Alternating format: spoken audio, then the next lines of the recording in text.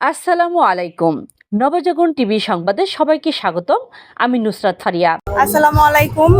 আমি এখানে কাপড়লতা স্টলে সকল ধরনের পাট পণ্য নিয়ে আছি। মেলাতে আলহামদুলিল্লাহ সেল হচ্ছে মোটামুটি, কিন্তু ময়মনসিংহে সেই তুলনায় পাট পণ্যের যে ডিমান্ডটা বোঝার মতো মানুষ কম। রেসপন্স পাটের যে ডিমান্ডটা এটা তারা বোঝেই না। পাবলিক এসে মানে কমেন্টস করে এগুলো তো ছালা দিয়ে বানাইছে। ছালা দিয়ে যদি বানানো যাইতো তাহলে এগুলোর প্রাইসটা এত হইতো না, এবং আমাদের হয়তো কষ্ট হইতো না, এত কস্টিংও পড়তো না।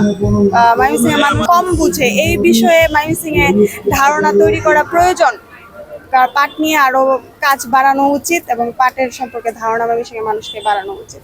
তবু আলহামদুলিল্লাহ মোটামুটি ভালোই সেল হচ্ছে। আপনাকে ধন্যবাদ আপনার চ্যানেলকে আমাদেরকে বলার সুযোগ করে দেওয়ার জন্য এবং প্রচারের জন্য।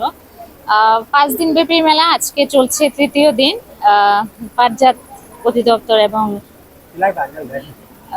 জুট ডাইভারফিকেশন এটার ইয়েতে। তো আপনারা পাটজাত জিনিস ব্যবহার করুন, পাটের ব্যবহার করুন, পরিবেশ বান্ধব পাট। জানেন এটা আমরা চাচ্ছি প্রচার হোক এই জিনিসগুলো। তো এখানে আপনারা অন্যান্য স্টলে আসলে পেয়ে যাবেন অনেক নান্দনিক শোপিস। আপনি একটু এই সাইডে দেখাতে পারেন, যেগুলো খুবই ইউনিক এবং দেশের বাইরেও পাটের অনেক চাহিদা। এই জিনিসগুলো খুব চলছে বর্তমানে। পাটের তৈরি জিনিস পরিবেশ বান্ধব। একটু দেখাতে পারেন এই শোপিস গুলো। জুয়েলারি বক্স আছে এখানে।